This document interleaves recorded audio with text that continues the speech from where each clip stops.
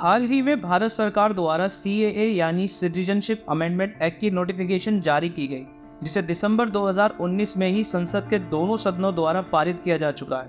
पर इसकी नोटिफिकेशन को जारी करने में लगभग 4 साल का समय लगा। 2024 के लोकसभा चुनाव नजदीक हैं। ऐसे में गवर्नमेंट द्वारा CAA जैसे कंट्रोवर्शियल इशू को नोटिफाई करना ठीक है या गलत, ये आप हमें कमेंट में जरूर बताएं।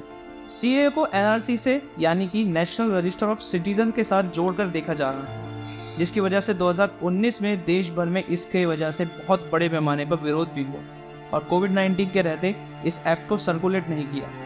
पर 11 मार्च 2024 को इसे भारत सरकार ने लागू कर दिया। चलिए जानते हैं ये एक्ट क्या है और इसे NRC से क्यों जोड़ा जा रहा है।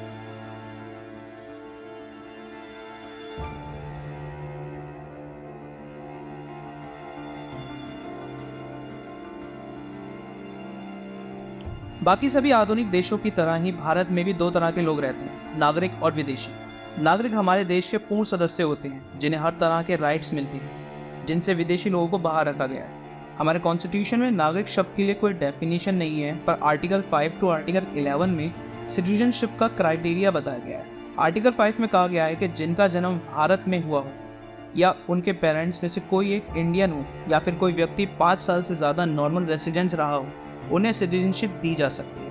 आर्टिकल 6 में पाकिस्तान से 19 जुलाई 1949 से पहले भारत में आया हो और उसे सिटीजनशिप मिल सकती है। हालांकि इस डेट के बाद भारत में आने वाले हर व्यक्ति को रजिस्ट्रेशन कराना पड़ता है। आर्टिकल 7 में वे लोग हैं जो मार्च 1947 के बाद पाकिस्तान चले गए और बाद में भारत वापस लौट आए, वे भी सिटीजनशिप के लिए अप्लाई कर सकते हैं। वहीं आर्टिकल 8 में भारत के बाहर रहने वाले भारतीय मूल के लोगों को सिटीजनशिप देने का मौका मिला है। आर्टिकल 9 में अपनी मर्जी से विदेशी नागरिकता हासिल करने वालों को नागरिकता कैंसिल करी गई। आर्टिकल 10 और आर्टिकल 11 संसद को सिटीजनशिप को लेकर पूरी पावर देता है कि वे उस पर कानून बना सकें। CAA इसी आर्टिकल का यूज़ करके बनाया गया है। हमारे देश में नेशनल रजिस्टर ऑफ सिटीजनशिप 1951 में फर्स्ट सेंसस के बाद बनाया गया। इस रजिस्टर को देश के सभी सिटीजन के नाम शामिल होते हैं। इसे हम जल्द ही वीडियो बनाएंगे, साथ ही आपको CAA और NRC में डिफरेंट भी बताएंगे। NRC के बाद ही देश में फर्स्ट टाइम 1955 में सिटीजनशिप एक्ट पारित किया गया, जिसमें सिटीजनशिप पाने के लिए बर्थ रजिस्ट्रेशन पेरेंट्स और नेशनैलिटी के आधार माना गया। इस एक्ट में 4 बार अमेंडमेंट भी किए गए, 1986, 2003, 2005 एंड 2015। अब तक आप लोग ये तो जान ही चुके होंगे कि CAA कोई नया कानून नहीं है, बस टाइम के साथ और बढ़ते माइग्रेंट्स के बाद विदेशी लोगों के देश में सिटीजनशिप देने का नया कानून है। पर इस एक्ट को इलेक्शन के टाइम पर लागू करना कितना ठीक रहेगा, ये हमें इलेक्शन के बाद ही पता चल पाएगा। चलिए अब बात करते हैं इस कंट्रोवर्शियल एक्ट की, जिसने शाहीन बाग जैसे बड़े बड़े कॉन्फ्लिक्ट क्रिएट कर दिए।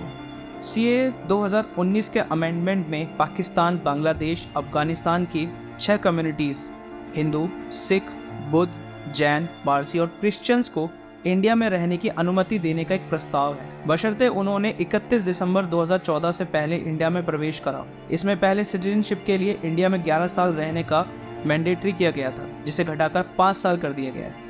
यहाँ उन सभी लोगों को इलीगल माइग्रेंट माना गया है जो भारत में विदाउट डॉक्यूमेंट यानी बिना पासपोर्ट और वीज़ा के इंडिया में घुस आए हो या फिर वीज़ा डेट पूरी होने के बाद भी भारत में वापस न लौट पाए।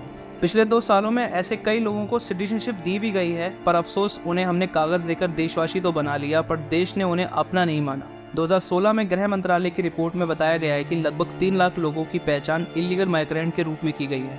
श्रीलंका और बांग्लादेश के सबसे ज़्यादा माइग्रेंट हैं। सरकार ने सिटीजनशिप को लिए अप्लाई करने के लिए अपना एक नया वेब पोर्टल भी बनाया है, ताकि ये प्रोसेस ऑनलाइन हो सके, जिसके लिए आप अपने मोबाइल फ़ोन या कंप्यूटर का भी यूज़ कर सकते हैं। इसी तरह की और एजुकेशनल वीडियोस के लिए आप हमारे साथ जुड़े रहें, हमारी वीडियोस को ऐसे ही देखते रहें। धन्यवाद।